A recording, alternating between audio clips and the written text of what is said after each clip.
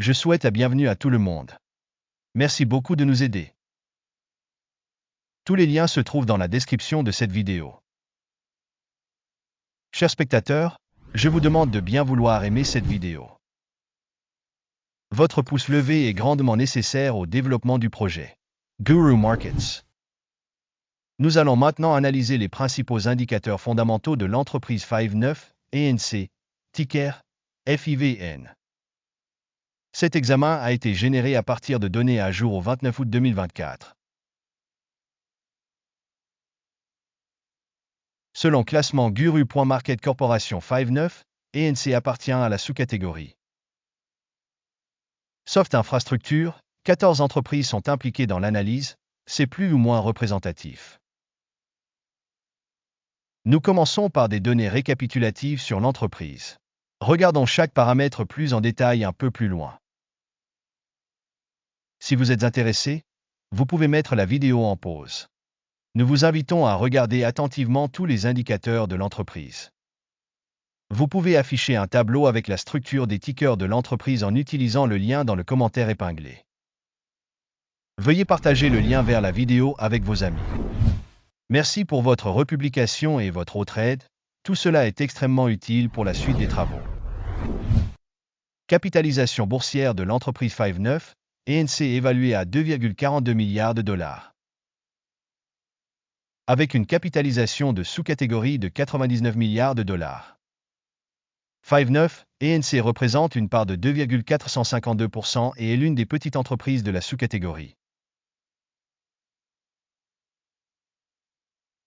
La capitalisation du bilan de la société est de 0,51 milliard de dollars. Avec une capitalisation bilancielle de la sous-catégorie de 31 milliards de dollars.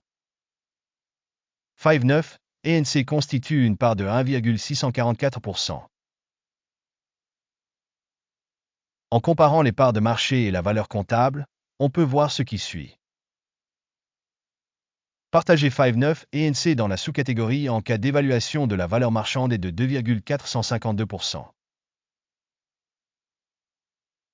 La capitalisation du bilan est de 1,644%.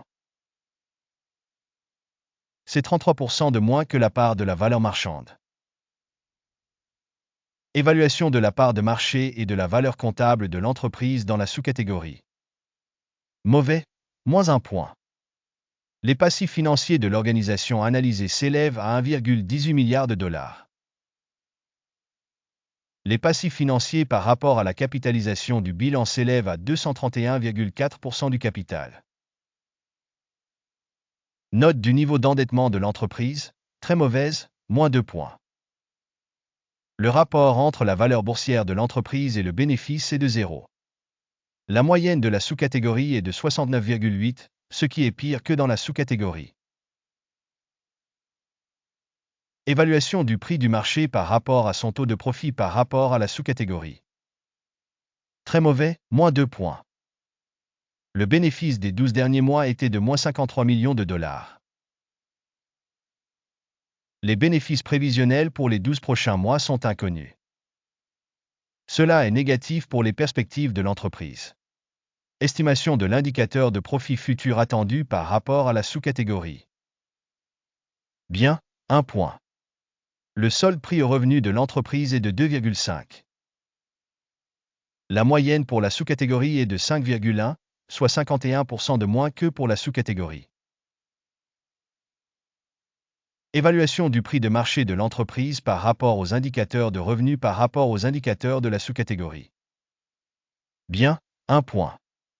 Le chiffre d'affaires des 12 derniers mois s'élevait à 970 millions de dollars. Les revenus à terme pour les 12 prochains mois sont inconnus. Ce qui est extrêmement négatif pour les perspectives de l'entreprise. Une évaluation de l'indicateur de revenus futurs projeté par rapport aux indicateurs de la sous-catégorie. Mauvais, moins 1 point. Si vous êtes intéressé par ces analyses. Dans ce cas, abonnez-vous à nous et cliquez sur la cloche.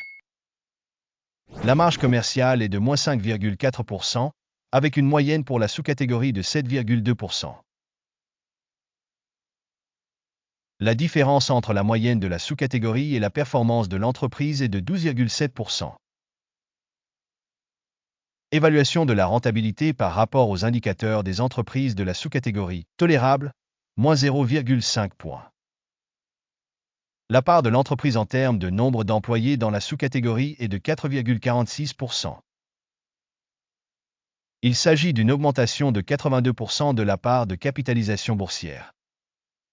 Ce fait montre l'écart entre le prix actuel du marché de l'entreprise Five Neuf et ENC, plutôt vers la sous-estimation.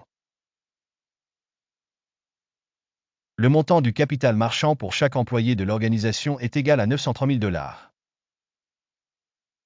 Et pour la sous-catégorie 1 643 000 $. La différence entre la moyenne de la sous-catégorie et la performance de l'organisation est de 45%. Estimation du capital marchand de l'entreprise par salarié par rapport aux indicateurs des entreprises de la sous-catégorie. Bond 0, 5 points. Le volume des bénéfices de chaque employé de l'entreprise est de moins 19,6 000 $. La moyenne pour la sous-catégorie est de 23,5 000 $. La différence entre la moyenne de la sous-catégorie et la performance de l'entreprise est de 17%. Estimation du profit par salarié par rapport aux indicateurs des entreprises de la sous-catégorie. Tolérable, moins 0,5 points. La part des revenus par employé individuel de l'organisation est de 361 000 $. Par sous-catégorie 325 000 $. La différence entre la moyenne de la sous-catégorie et la performance de l'entreprise est de 11%. Estimation des ventes par employé par rapport aux indicateurs de la sous-catégorie. Tolérable, moins 0,5 points. Il y a 7,7% des actions à vendre, avec une moyenne de sous-catégorie de 4,6%. C'est un indicateur du risque de short squeeze. Indicateur RSI 14 montre un niveau de 35% pour l'entreprise Five Neuf et ENC. Alors que dans la sous-catégorie, le niveau RSI 14 est de 50%. En moyenne, les titres de la sous-catégorie sont valorisés plus haut que ceux de l'entreprise Five Neuf et ENC. Comparez l'évolution du prix des actions d'une entreprise Five Neuf, ENC et partage de sous-catégories. On voit que sur 12 mois les actions de la société Five Neuf ENC a montré un changement de moins 54,2%. Contre la dynamique des prix pour la sous-catégorie de 6,9%. Cela ne dit rien de clair, mais il faut garder ce fait à l'esprit. Le résultat total est le suivant, moins 5 points sur 10. Le résultat moyen pour la sous-catégorie est de 0 points. Si vous regardez globalement, sur l'ensemble du marché en général, vous pouvez voir que le résultat moyen du marché boursier dans son ensemble est de 0,3 points. Contre un score de moins 5 points pour l'entreprise Five Neuf et ENC. Regardons le tableau des commandes, accessible à tous, le lien est dans le commentaire épinglé. Le tableau des commandes contient toutes les décisions du système d'information et d'évaluation des références Guru.market. L'accès au tableau de commandes est absolument libre et gratuit, lien en commentaire épinglé. Nous devons vous le rappeler avant le 20 août 2024. Nous avons publié une commande, ticker FIVN. Système de référence de valorisation des stocks Guru.market. La décision suivante est prise sur cette ordonnance. Clôturer la commande. Le résultat est un bénéfice de 7,2%. Un grand merci à tous d'avoir regardé jusqu'au bout et d'avoir utilisé le système d'information et de référence de Guru.market. Vous êtes le public le plus cool du monde.